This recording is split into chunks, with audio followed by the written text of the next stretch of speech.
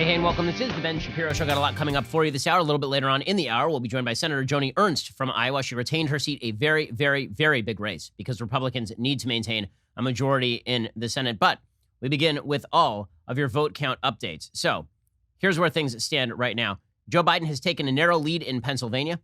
Absentee ballots were being tabulated this morning. That lead is likely to expand over the course of the day.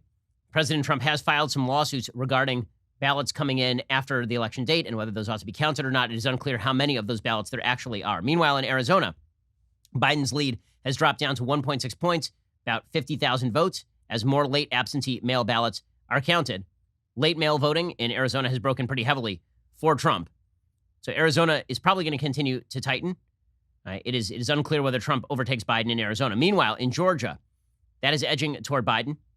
According to the New York Times, Biden has edged ahead by just over 1,000 votes.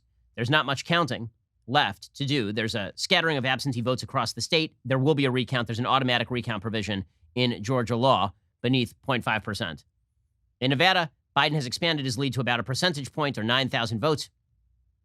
His lead is probably going to grow further today because there are 190,000 votes left to be counted. 90% of them are in Clark County, which is a Democratic stronghold. So needless to say, the president is behind the eight ball in terms of the actual vote count. President Trump is protesting that the election has been tampered with, that voter fraud and voter irregularity are the problem. He has launched a series of lawsuits on this basis. In Philadelphia, he launched a lawsuit claiming that the Philadelphia officials were not allowing Republican poll watchers to actually view what was going on. That lawsuit was successful. An injunction was granted nearly immediately. The Trump campaign also put forward a lawsuit to try and bar the counting of ballots that either arrived after Election Day or that were unclearly marked before Election Day. So we'll see how that proceeds. All of this, of course, has led the left to absolutely lose its mind. So the left is preemptively celebrating, of course. The left has decided the election is over. This has led to idiocies like David Corn of The Nation tweeting out when Trump was elected, "I decided I'd only wear black ties. It was a personal and private act of mourning. I didn't say anything about it, and almost no one noticed over these past 4 years. Today." And then he tweeted out a photo of himself wearing a silver tie. Wow, the heroism, just wow, so impressive.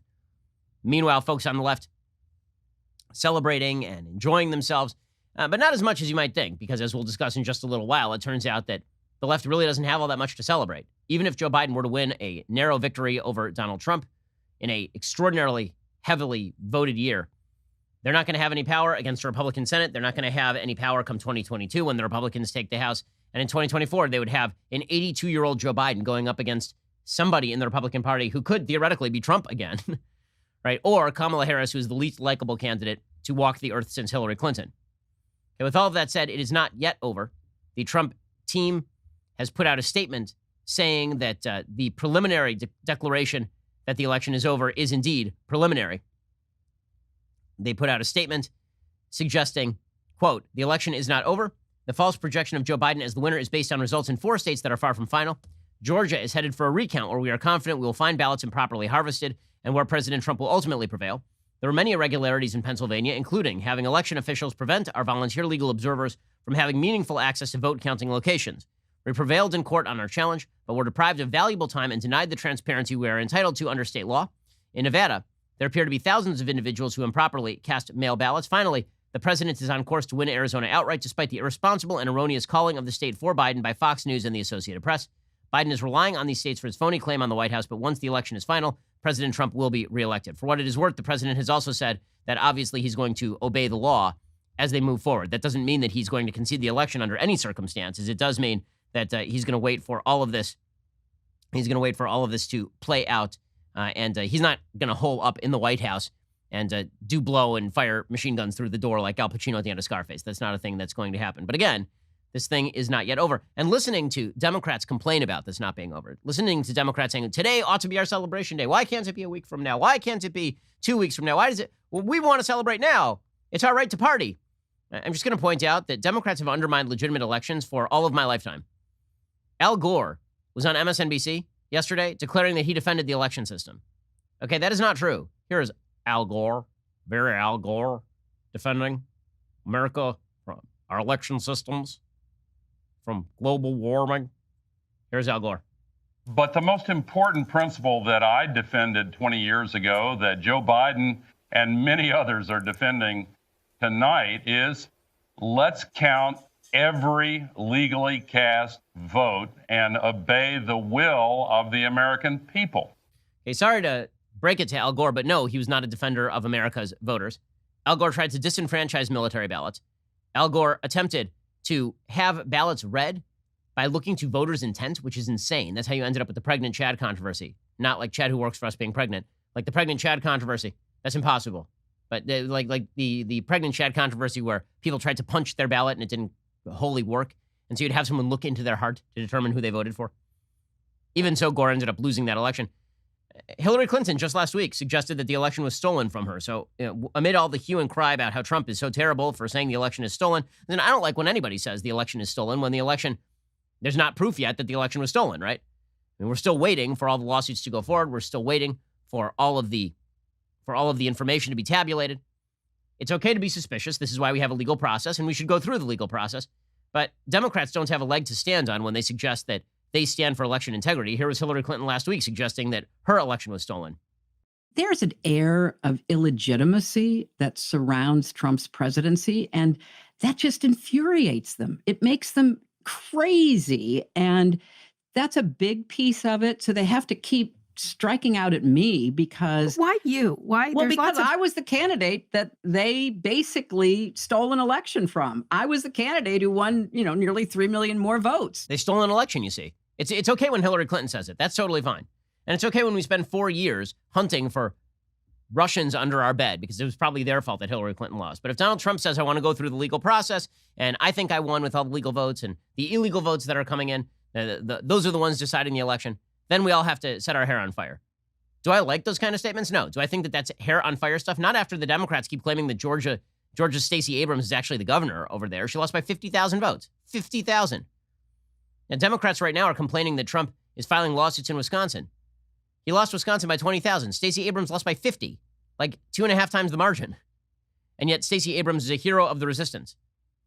So spare me the crocodile tears just a little bit. So here's President Trump's statement last night. There was some stuff to like, some stuff to hate, as always with President Trump. Here was President Trump last night correctly saying that the polls totally jacked him, that the polls were maybe designed in order to keep people from giving money to the campaigns, particularly in swing states. He said, you kept predicting this big blue wave. It wasn't. There was a big red wave. As everybody saw, we won by historic numbers, and the pollsters got it knowingly wrong. They got it knowingly wrong. We had polls that were so ridiculous, and everybody knew it at the time. There was no blue wave that they predicted. They thought there was going to be a big blue wave. That was false. That was done for suppression reasons. But instead, there was a big red wave. And it's been properly acknowledged, actually, by the media. Okay, and he's right about that. He's also correct that this was a great year for Republican women, 13 of whom were added to Congress. Haven't seen any girl power stories from the media yet because they're so objective, right? And here's President Trump correctly calling out the media.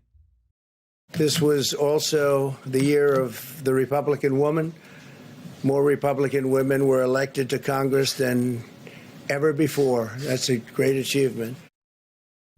Okay, that is true. Okay, then we got to the controversial portion. This is where Trump says that they are trying to steal the election. Now, it may very well be that there are people in Philadelphia who've engaged in election fraud. In fact, there was a story back in May of a federal prosecution of a person who was stuffing ballot boxes. That was like 24 ballots here, 40 ballots there, 100 ballots here. Could there be voter fraud in Philadelphia? Sure. Why not? Is it going to amount to tens of thousands of votes? Pretty unlikely. Also, the idea that in every one of these states, including like Georgia, for example, voter fraud is to blame. I mean, the Georgia Secretary of State's a Republican. The governor is a Republican. In Arizona, the governor is a Republican. And by the way, you're not seeing a lot of claims of voter fraud in Arizona from the Trump campaign, presumably because the late mail-ins are coming in on Trump's side. Nonetheless, here's President Trump saying that they are trying to steal the election. There's tremendous litigation going on, and this is a case where they're trying to steal an election. They're trying to rig an election, and we can't let that happen. Detroit and Philadelphia, known as two of the most corrupt political places anywhere in our country, easily cannot be responsible for engineering the outcome of a presidential race, a very important presidential race. Okay, so, are they trying to steal? You'd have to define the they. You'd have to provide the evidence of the stealing. And that's what lawsuits are for. We have a process for this. Everybody, stop panicking over the fact that Trump says stuff. He says stuff. We all know it. Okay, the stuff he says is not always stuff that I like. If this is not baked into the cake by now, I really don't know what is. Plus, the vote has already taken place, right? Nobody else is voting. It's not like the stuff he says right now is going to shift the vote. It's over. The vote already happened. And President Trump continued along these lines. He said they never believed they could win this honestly. Democrat officials never believed they could win this election honestly. I really believe that. That's why they did the mail-in ballots, where there's tremendous corruption and fraud going on. That's why they mailed out tens of millions of unsolicited ballots without any verification measures whatsoever. And I've told everybody that these things would happen because I've seen it happen. Okay, so again, asking questions about this sort of stuff is not forbidden, and this is why we have a legal process, and we'll have to let that play out. Where Trump, of course, goes too far is he says, if you count all the legal votes, I win. If you count the illegal votes, they can steal the election. And that's moving beyond the evidence to conjecture, but that's Trump. And again, for the 1,000th time, there's a process for this. Democrats who've spent the last several years claiming that Russians stole the election, or that Facebook stole the election, or that Hillary Clinton is the actual president, or that Governor Stacey Abrams of Georgia is, in fact, the governor of Georgia. They have no, I don't want to hear from them, honestly. Here's Trump. If you count the legal votes, I easily win. If you count the illegal votes, they can try to steal the election from us. If you count the votes that came in late, we're looking at them very strongly, but a lot of votes came in late. All righty. So President Trump concluded by saying that they would take all legal action, which is, of course, where this is always going to go, right? I mean, it's going to go to court. It'll be adjudicated. They'll have to show evidence of the voter fraud. If there is not enough evidence of voter fraud to overturn the results of the election, then this thing is over. I mean, that's the way that it's going to work. Right? We do have processes in this country. I'm a fan of evidence, as you know. Just as when Democrats claim that every time a white cop shoots a black person, it is racism, and then I say, let's look at the evidence. If we're going to claim voter fraud and voter irregularity, every one of those cases should be fully investigated to the fullest extent of the law, and then we should determine whether there is, in fact, enough evidence to talk about widespread voter fraud resulting in actual changes to the election outcome. Here's President Trump saying that he's going to take legal action.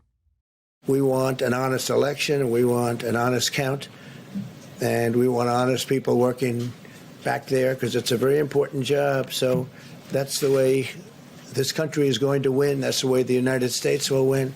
And we think we will win the election very easily. We think there's going to be a lot of litigation because we have so much evidence, so much proof, and it's going to end up perhaps at the highest court in the land. We'll see. But we think there'll be a lot of litigation because we can't have an election stolen like this. Okay, there will be litigation, and then we'll have an answer. Meanwhile, our esteemed journalistic community has deemed it completely off limits for Trump to even discuss voter fraud and voter irregularity, even though, again, Al Gore did this in 2000. John Kerry did some of this in 2004, right? The Diebold machines were going to oust John Kerry from office, who got this from Hillary Clinton last time around. But when Trump does it, it's super duper duper much worse than when Democrats do it. Here's Jim Acosta-ing.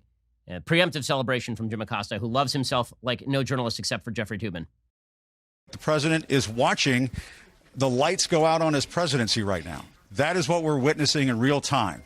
As these votes are being tabulated and Joe Biden is catching up in Pennsylvania and in Georgia, the presidency of Donald J. Trump is vanishing before our eyes. Okay, so these journalists, they can't, by the way, this has some down ballot effects. If you think that what happened the other night is not a referendum on the failures of the media, you're dead wrong. The media claimed that Joe Biden was going to whomp Trump, and not only that, Republicans were going to lose all across the land. Joe Biden was going to enter office with a wind at his back, with a Democratic Congress, with a Democratic Senate majority, a major Democratic Senate majority. That ain't going to happen. Those media, they've been lying to you. They've been shifting all information through their prism of bias, and that is perfectly obvious. Anderson Cooper, right? Here's another esteemed journalist, another member of our journalistic cadre, trashing Trump and calling him pathetic and fat, which, of course, is just what a journalist would do, right?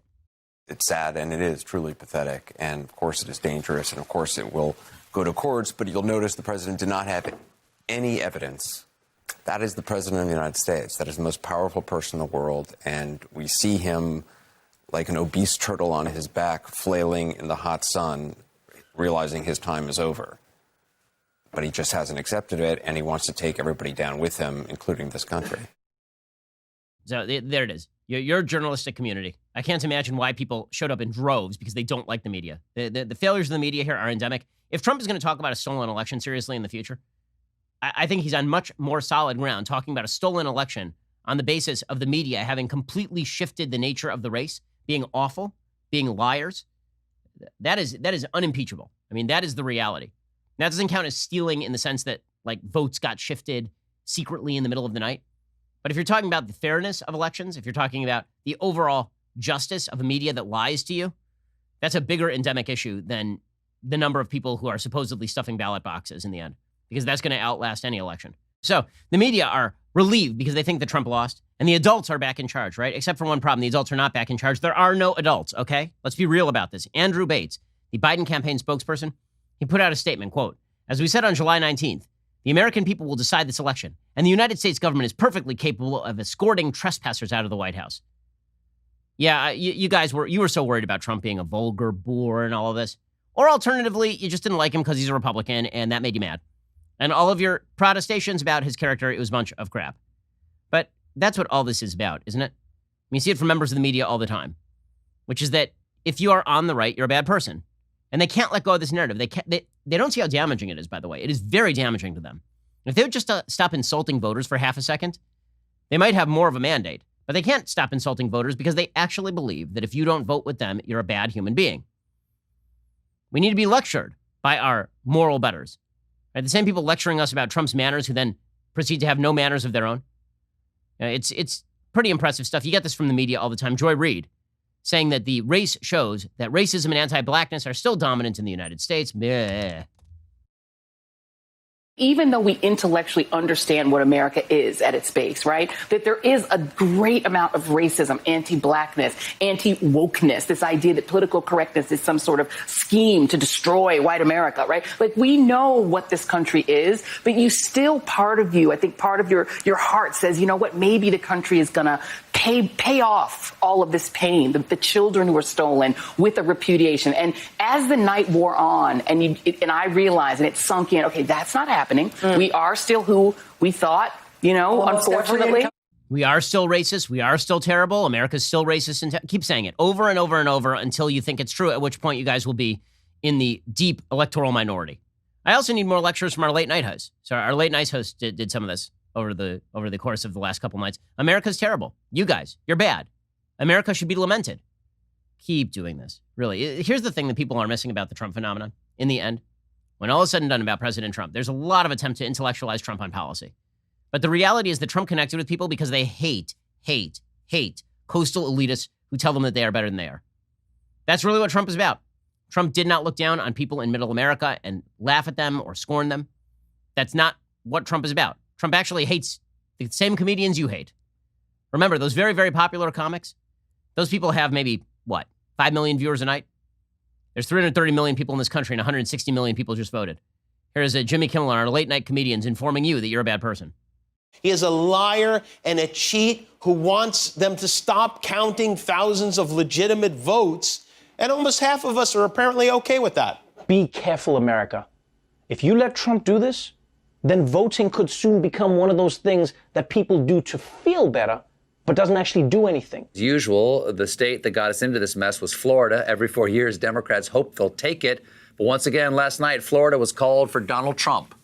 Florida is officially America's cheating boyfriend.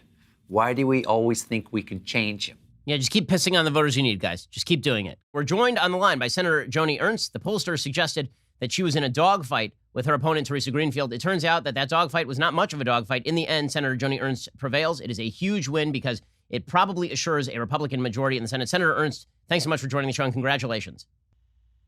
Oh my gosh, it's so great to be done. And of course, thanks to all of my supporters who came out in force. Yep, we put this one to bed. And you put it to bed pretty easily, as it turns out, in the final analysis. What do you think the pollsters completely missed? Because they missed Iowa by everything, except for the Seltzer poll, which of course got it right, as they do pretty much every time.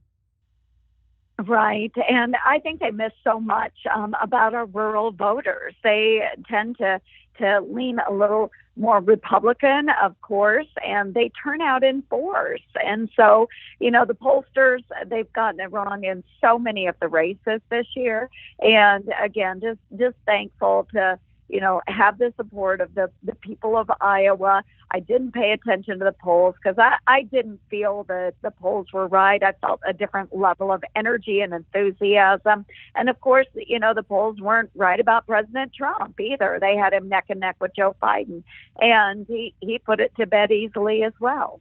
Okay, so let's talk for a second about what you think the message of the election is. We'll get to the presidential race in just a second, but what do you think the message of the election is? I think that the message of the election is that the Democrats tacked so far to the left in the obvious opinion that Trump was just so unpopular they could be able to do that and pick up seats. Instead, they lose House seats all over the country. They don't take any of the state legislatures in a redistricting year. It's basically a disaster for them. Their coalition seems to be coming apart at the seams.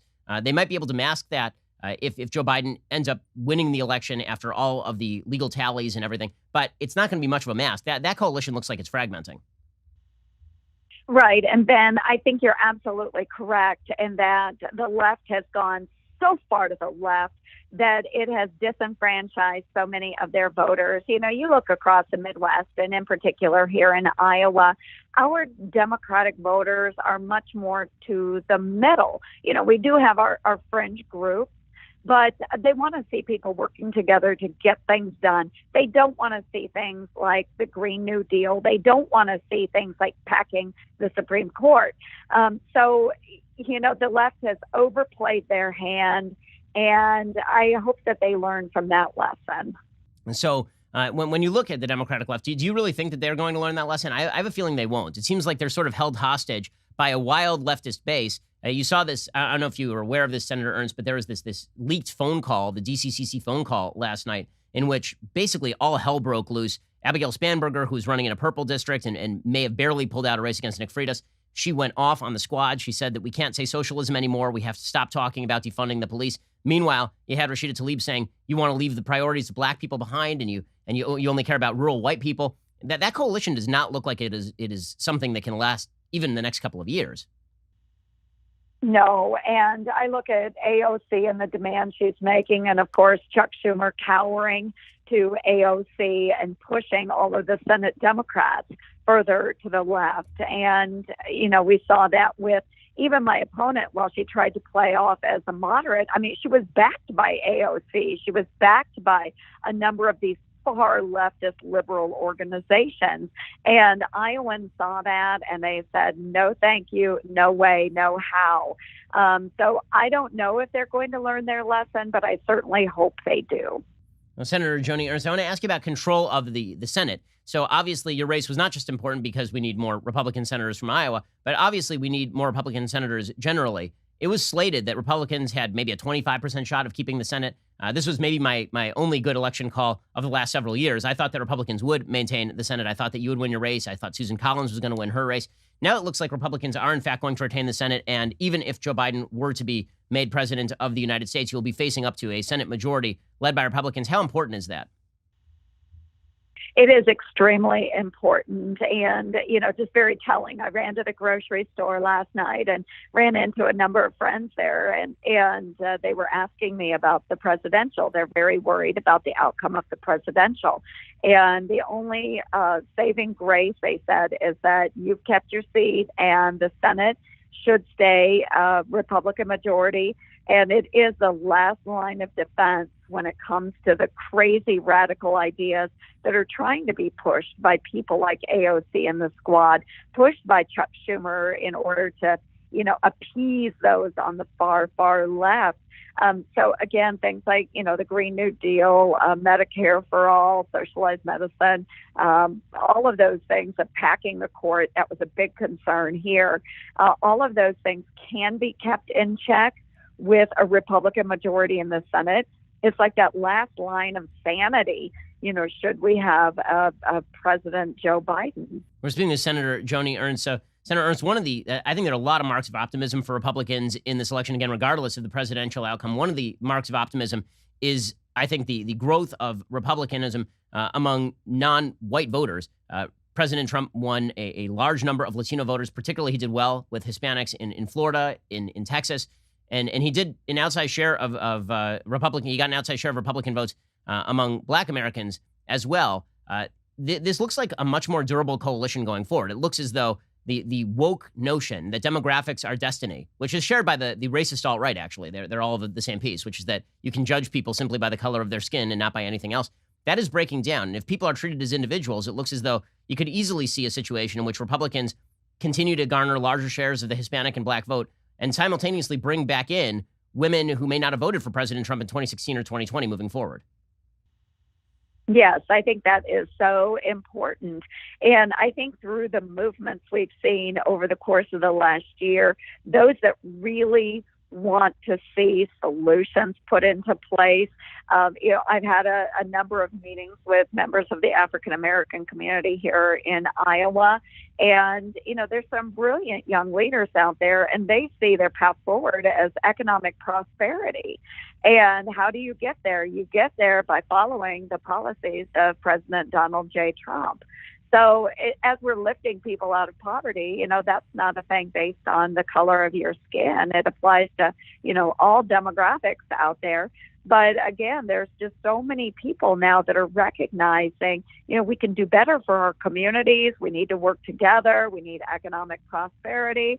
And, I've had such great conversations with people. And, I had a member of the African American community, a dear friend of mine, that sat with me all night as we were watching the election results coming in.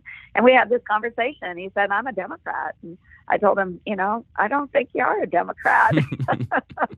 But he was there to support me. And so it's kind of an awakening that we are seeing in certain communities, certainly in some of the Hispanic communities with some of the issues that are important to them.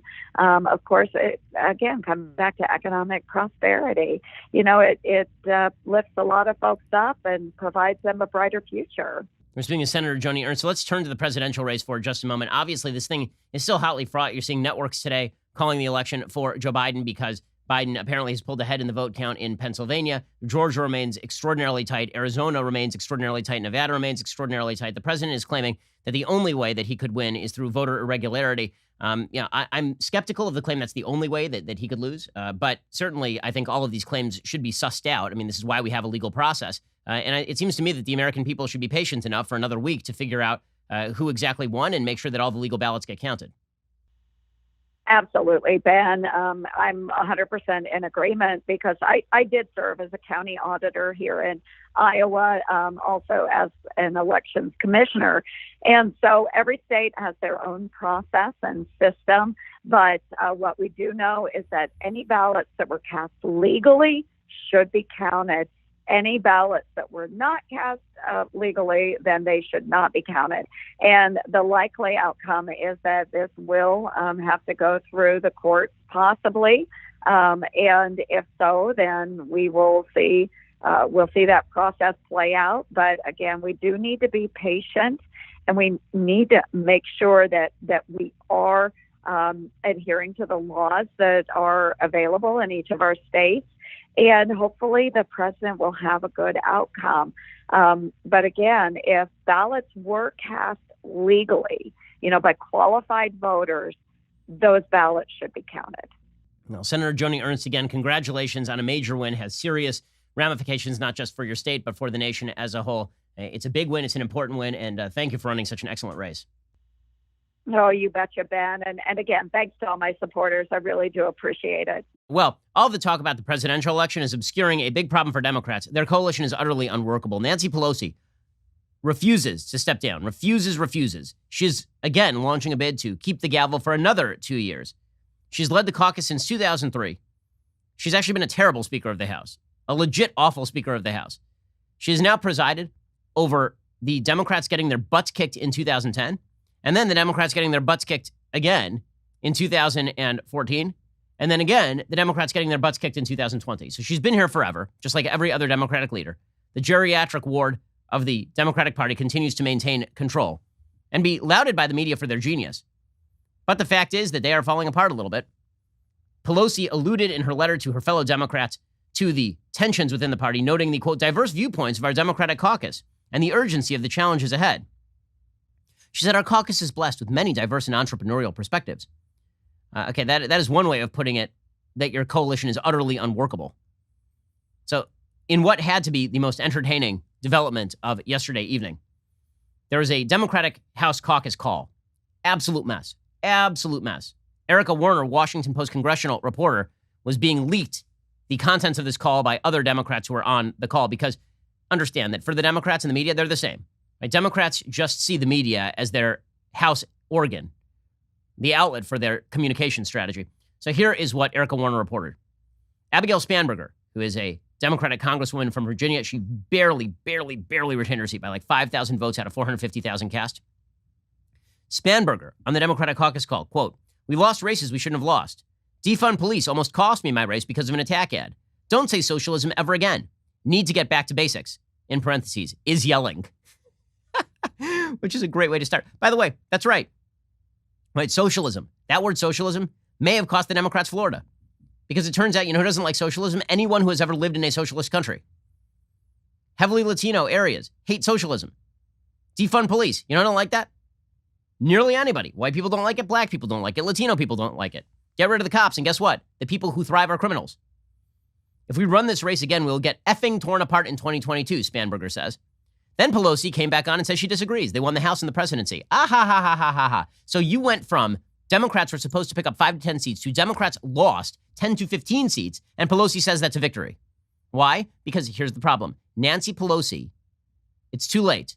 It's too late for Nancy Pelosi. The squad is in the bloodstream.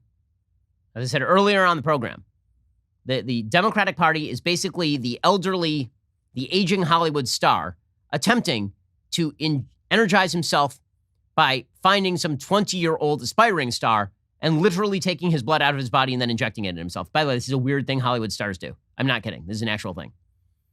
Okay, so that is what Nancy Pelosi is. She was living off the energy of the Democratic Socialists, the squad, woo, the Ilhan Omars and the Ayanna Presleys and the Rashida Tlaibs and the Honorable Congresswoman Alexandra Ocasio-Cortez D. Twitch. Right, they were living off that. And then it turns out that there's only one problem, which is there's leukemia in that bloodstream. It kills the host. So Pelosi says they have a mandate. Also, earlier in the call, Debbie Murcaso-Powell, who lost her race, was crying. She mentioned how people can't pronounce her name and said, stop being negative on Twitter. Hakeem Jeffries, who is Pelosi's second in command and widely perceived to be her heir, comes back on to tell people to stop leaking and that reporters aren't your friends. Meanwhile, Representative Jayapal was telling Jeffries to find the leakers. It just keeps going as Pascrell now calls out Schumer. Pelosi's done an amazing job, but where's Schumer in all this? Says Pelosi has one hand tied behind her back. Then Rashida Tlaib chimed in and said, before we make painful statements, we need to wait and see how the numbers come down. Feels like I'm being asked to be quiet. We need to appeal to certain people, and that's not right. What Rashida Tlaib actually said, according to the Washington Post, by the way, is that it seems like the Democrats care more about rural white voters than black voters. Good luck with this coalition, gang. Good luck. Good effing luck. The end is in sight for the Democratic caucus call that started more than 2 hours ago, said Erica Warner, wrapping up. Jeffries said 7 to 8 members in queue, and then we'll wrap up. One more random detail. Earl Blumenauer said marijuana was the big winner of the election, so that's big. The Democrats really focusing in on the things that people deeply care about. So this broke out into the open in a variety of ways over the last couple of days. Perhaps most amusingly, Claire McCaskill was on MSNBC, and she points out the obvious, which is Democrats ignored the issues, and that's why they lost. The Republican Party, I think, very adroitly adopted cultural issues as part of their main theme, whether you're talking guns or issues surrounding the right to abortion in this country, or things like gay marriage and the right for transsexuals and other people who we as a party have tried to, quote unquote, look after and make sure that they're treated fairly. As we circled those issues, we left some voters behind, and Republicans dove in with a vengeance. Okay, Claire McCaskill is right about this. They left all these voters behind. It turns out there are a bunch of socially conservative Democratic voters, black, white, and Hispanic, who don't like all of the culture war crap.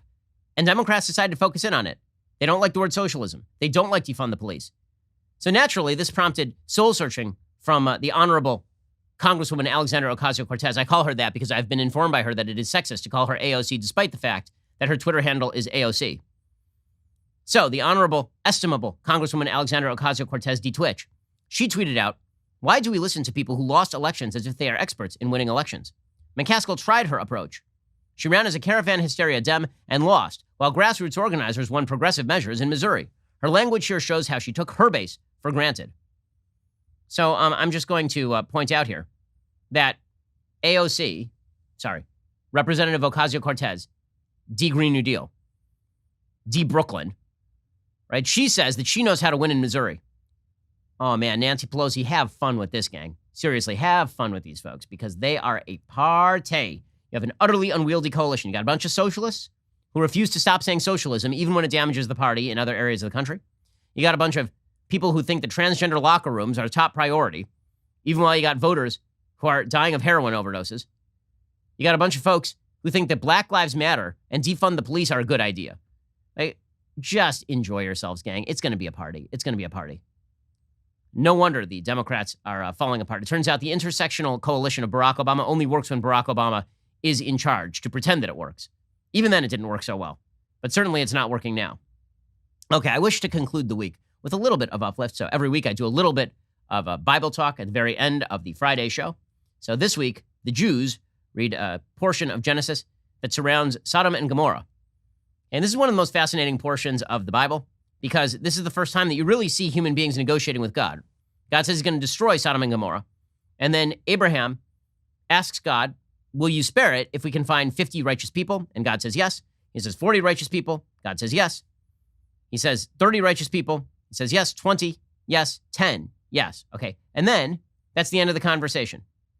And now what most people read that is God then says to Abraham, I can't find 10, I'm destroying it. That's not actually what happens. That's not actually what happens. The next thing that happens in the Bible is the move to Sodom and Gomorrah, right? 2 angels come to Sodom in the evening, and Lot is sitting in the gate of Sodom, and Lot saw and arose, and he welcomes them to his house. And here are the people who are in Lot's house. So he's now got 2 angels, right? So it's those 2 angels plus Lot.